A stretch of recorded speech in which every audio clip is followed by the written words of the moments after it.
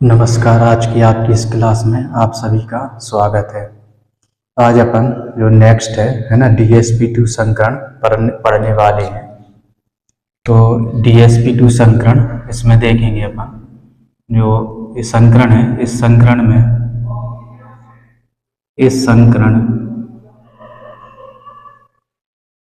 इस संस्करण में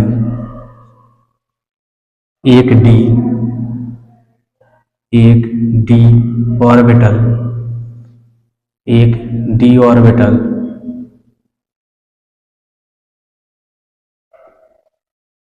एक डी ऑर्बिटल एक एस ऑर्बिटल तथा दो पी तथा दो पी ऑर्बिटल तथा दो पी ऑर्बिटल आपस में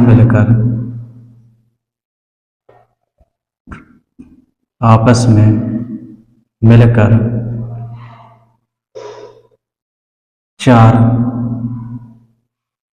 चार संकृत DSP2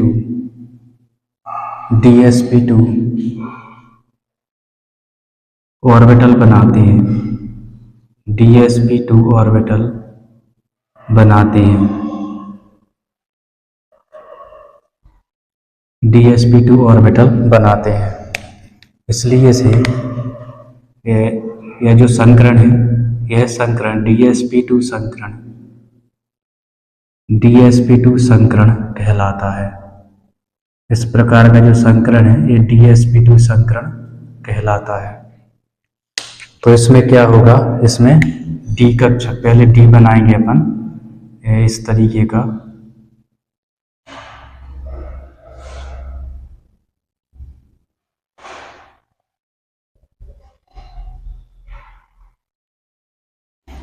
इस तरीके का बनाएंगे, ये डी ऑर्बिटल हो जाता है। ये क्या है, ये डी ऑर्बिटल, कौन सा, dx² और -y² ऑर्बिटल है। ये डी ऑर्बिटल होता है, dx² -y² ऑर्बिटल होता है। यहाँ पे लिख देते हैं डी ऑर्बिटल, ये होता है डी ऑर्बिटल।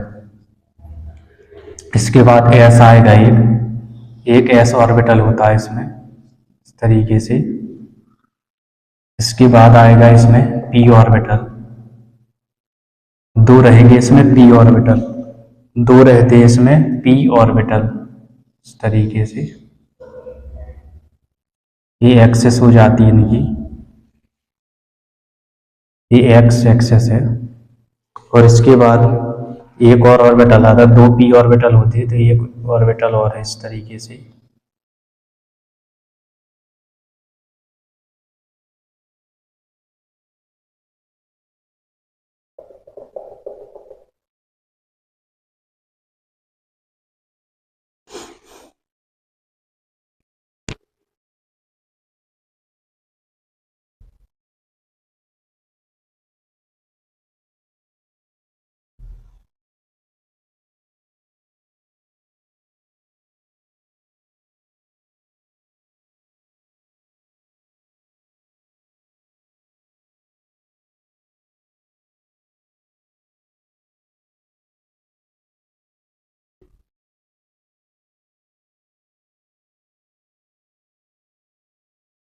डी ऑर्बिटल, ये एस ऑर्बिटल है, एस ऑर्बिटल। और ये दो पी ऑर्बिटल होते हैं, पी एक्स है और ये पी वाई है, पी ऑर्बिटल, पी ऑर्बिटल। ये सभी आपस में है ना, ये चार ऑर्बिटल आपस में जुड़ करके, ठीक है ना, ये आपस में जुड़ करके चार sp2 हाइब्रिड ऑर्बिटल बनाते हैं। तो इसको यहाँ पे बनाए ले रहे, ठीक है ना, ये चारों मिल करके, है ना, ये चारों मिल करके इस तरीके से बना लेते हैं।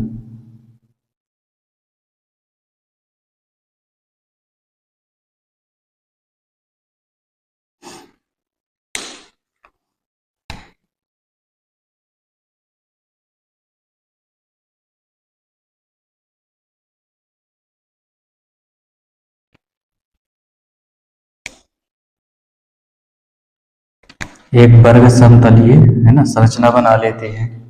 ये जो बनाते हैं एक वर्ग समतलीय है ना संरचना बना लेते हैं। ये इसको ऐसे ही बना दो।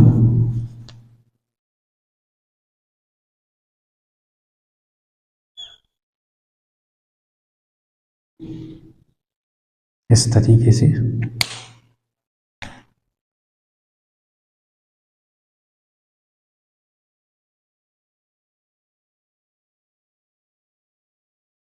एक वर्ग समतलीय संरचना बना लेते इस तरीके से।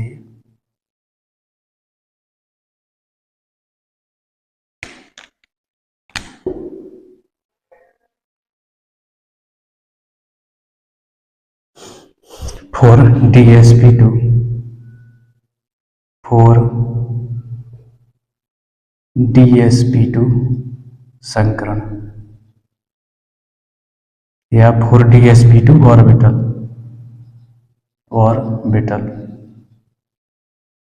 ऑर्बिटल।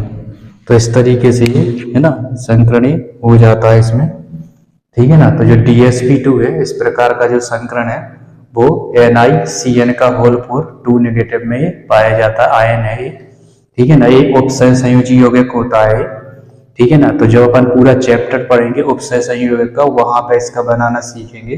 यहाँ पे तो केवल संकरण बस इतना बस देख लिया अपन ने।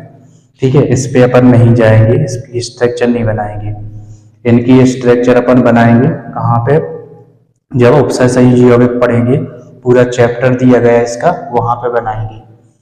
है ना। तीन जो संकरण है sp sp2 sp3 इनके मॉलिक्यूल की स्ट्रक्चर देख ली अपन ने। अब इसमें केवल इसका अपन है ना सामान्य नॉलेज बस पढ़ लेंगे। इनमें जो मॉलिक्यूल है उनकी स्ट्रक्चर अपन नहीं बनाएंगे। ठीक है। तो इस तरीके से DsP2 संकरण कंप्लीट हो जाता है। इसके बाद अपन नेक्स्ट देखेंगे।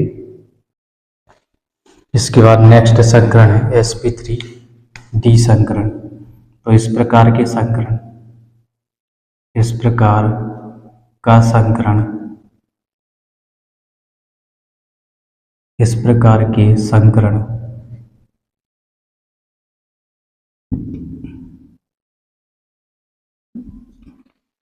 संकरण में एक s ऑर्बिटल, एक s ऑर्बिटल, तीन p ऑर्बिटल,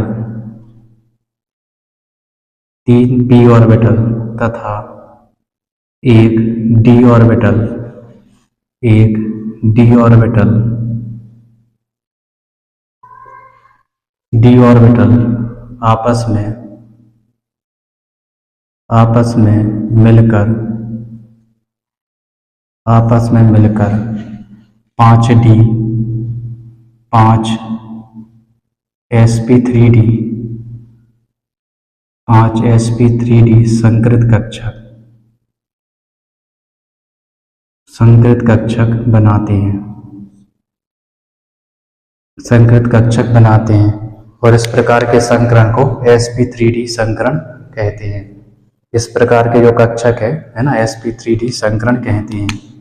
इसमें एग्जाम्पल देखें, आकृति है, जो आकृति होती है इसकी, इसमें जो आकृति बनती है वो होती है त्रिकोणीय द्विपिरामिडीय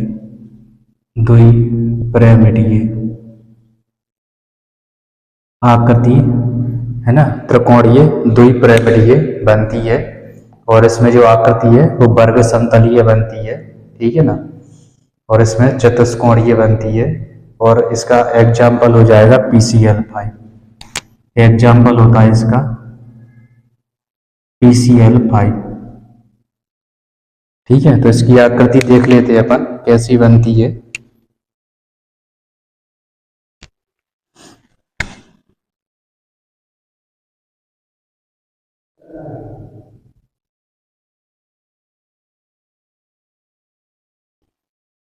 यहाँ पे P रहेगा, P, यहाँ पे Cl, यहाँ पे Cl और यहाँ पे Cl।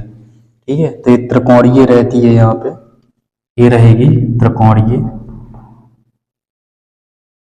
इस तरीके रहती है। यहाँ पे Cl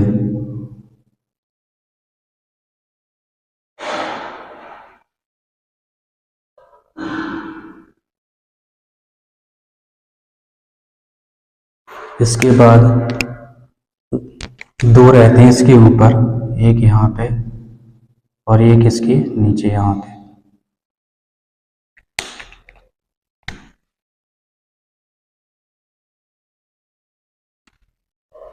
इस तरीके से ये भी इसमें जुड़ जाती है।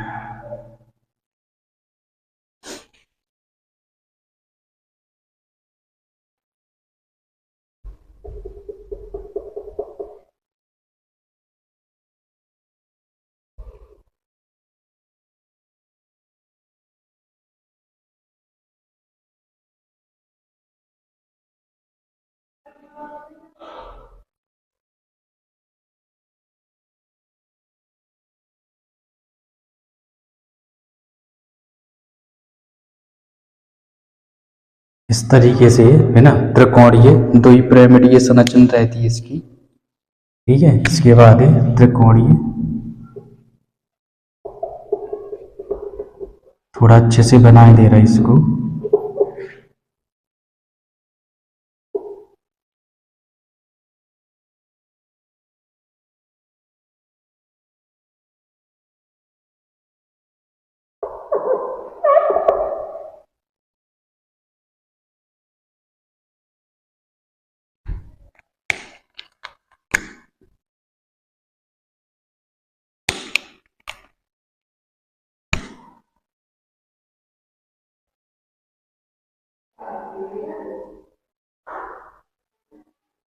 इस तरीके से है ना त्रिकोणीय द्विपिरामिडीय संरचना बन जाती है इसकी। इसको भी यहां से जोड़ देते हैं।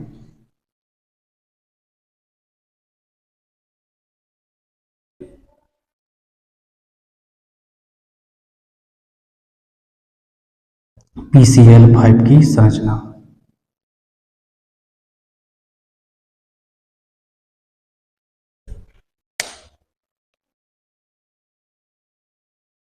इनके बीच में जो कोण है वो 90 डिग्री और 120 डिग्री के कोण होते हैं।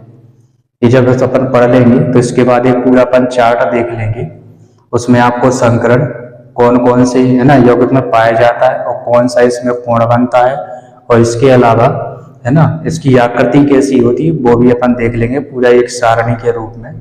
ठीक है, तो ये वाला एक कंप्लीट होता है। इसके बाद अपन देखेंगे sp3d2 संकरण। बाकी सारे ऐसे ही है, यदि ना भी बताएं तो उसमें कोई दिक्कत नहीं है। शुरुआत के जो संकरण होते हैं वो अपने लिए जरूरी होते हैं सीखना। बाकी इस तरीके के जो संकरण है वो आपको समय समय पर आगे जब आप है ना ये वाले कंपाउंड पढ़ोगे ना उपसहसंयोग, तो वहां पे ये चीजें आपको ये देखने को मिलती हैं ये वाली। ठीक है ना, तो यहाँ पे अपन छोटा छोटा है ना शॉर्ट शॉर्ट रूप में पढ़े ले रहे। तो जैसे ही अपन आगे बढ़ेंगे ठीक है ना इन कंपाउंडों को पढ़ेंगे तब ये चीजें वहां पे भी आ जाती हैं ये, तो वहां पे इन चीजों को पढ़ेंगे अपन। ठीक है ना, अभी तो फिलहाल ये तीन जरूरी होते हैं यहाँ पे। ठीक है ना, यहाँ से जो संरचनाएं हैं ये जो सहसंयोजक यौगिक होते हैं उनमें ये चीजें पाई जाती है, तो वहां पे अपन इनको पढ़ते जाएंगे। ठीक है, तो मैं इसको इरेज किए दे रहा हूँ। इसके बाद अपन दूसरा वाला भी ये वाला देख रहे थे, छठवां और सातवां भी। इस प्रकार के संकरण है, अब हम लिखेंगे नहीं केवल बताए दे रहे। इस प्रकार का जो संकरण है जिसमें एक S 3 P और 2 D, ठीक है ना, एक कक्षक आपस में मिल करके ठीक है ना कितने 6 संकृत ऑर्बिटल बना देते हैं ये। ठीक है ना, 6 संकृत ऑर्बिटल बना देंगे। ठीक है, तो इसकी केवल आकृति इसमें उदाहरण हो जाता है SF6। इसमें जो उदाहरण है SF6 है ना, तो उसकी स्ट्रक्चर यहाँ पे देख लेते हैं अपन। जिसमें एग्जाम्पल हो जाता है SF6 का। SF6 इसकी है ना संरचना बनाएंगे यहाँ पे। बीच में S रहता है,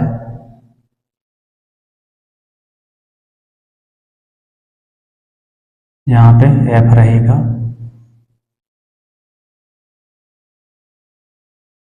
इस तरीके से, और इसको जोड़ दे।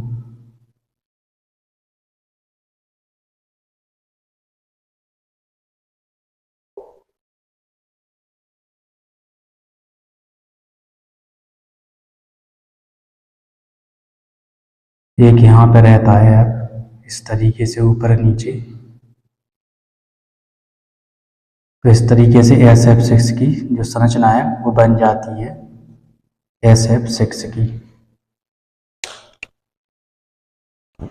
यानी कि जो बीच में जो कोण है ये 90 डिग्री का रहता है। ये जो कोण रहेगा ये 90 डिग्री का रहता है इसमें। ठीक है, एक दूसरे के लंबवत रहते हैं तो इन दोनों की आपस में भी एक दूसरे में है ना 90 डिग्री का कोण होता है। तो इस तरीके से SF6 है जिसमें एक s ऑर्बिटल, 3 p ऑर्बिटल और 2 d ऑर्बिटल आपस में मिलकर के 6 संकृत ऑर्बिटल बना देते हैं। ठीक है, इसके बाद अपन सातवां देखेंगे क्योंकि आज ये टॉपिक अपन को खत्म करना है ना, काफी दिन हो गए इस टॉपिक को किए, है ना। इसके बाद sp3d3 संकरण देखते हैं। इस प्रकार की जो ज्यामिति है अष्टफल की ये बनती है, इसमें वो बता नहीं पाए, इसमें जो आकृति बनती है वो अष्टफल की बनती है ना। इसके इस प्रकार का जो संकरण है sp3d3 में, इसमें क्या है, एक s 3 p, ठीक है ना, और 3 d, है ना, ऑर्बिटल आपस में है ना भाग लेकर के sp3d3 संकरण बना देते हैं। ठीक है, जितनी इनकी संख्या कितनी होती है, 7 होती है। ठीक है, और इसका एग्जाम्पल हो जाता है IF7। इसका जो एग्जाम्पल है वो होता है IF7। तो इसकी स्ट्रक्चर अपन देखे ले रहे हैं। ठीक है, इसकी जो संरचना होगी वो होती है पंचभुजीय द्विपिरामिडीय। इसकी जो स्ट्रक्चर होती है वो होती है पंचभुजीय द्विपिरामिडीय होती है। तो इसको यहाँ पे बनाए ले रहे हैं। बीच में यहाँ पे आई रहता है, आई।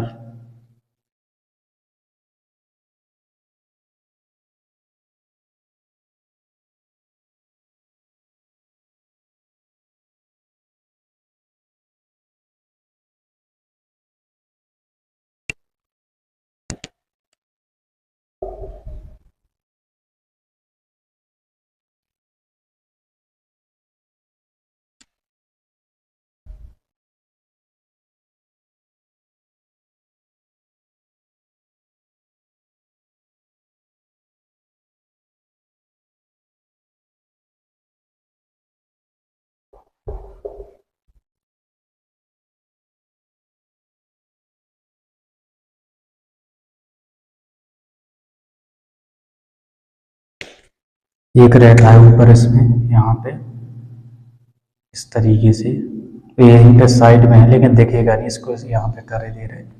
यहाँ पे F रहेगा, यहाँ पे F, और ये सभी पांचों कोनों पर F रहता है यहाँ पे। तो इस तरीके से इसकी है ना पंचभुजीय संरचना होती है, पंचभुजीय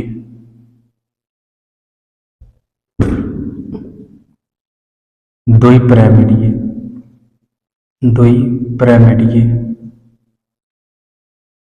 पंचभुजीय द्विपिरामिडीय संरचना होती है। इनके बीच में जो कोण होता है वो 72 डिग्री का होता है। इनके बीच में जो कोण रहेगा वो 72 डिग्री का होता है। ठीक है ना। इसके अलावा इन दोनों के जो बीच ये कोण रहेगा ये 90 डिग्री का होता है। इनके बीच में जो कोण रहता है वो 90 डिग्री का कोण रहता है। ठीक है ना। तो इस तरीके से जो संकरण है ये अपने कंप्लीट हो जाते हैं।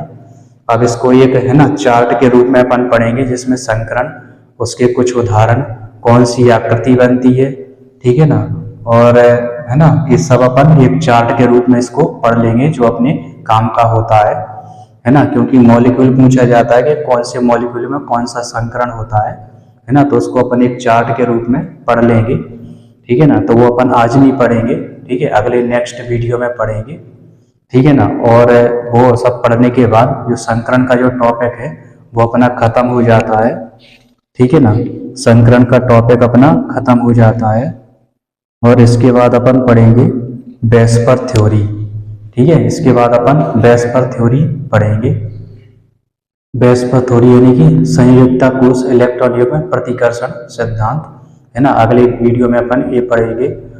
इसके पहले इसका चार्ट बना लेंगे अपन पूरा, ठीक है ना, सारणी बना लेंगे, और इसके बाद फिर अपन है ना वेस्पर थ्योरी पढ़ेंगे। तो आज तक की क्लास में बस इतना ही। इसी तरीके से हंसते रहिए, खेलते रहिए, मुस्कुराते रहिए और पढ़ते रहिए।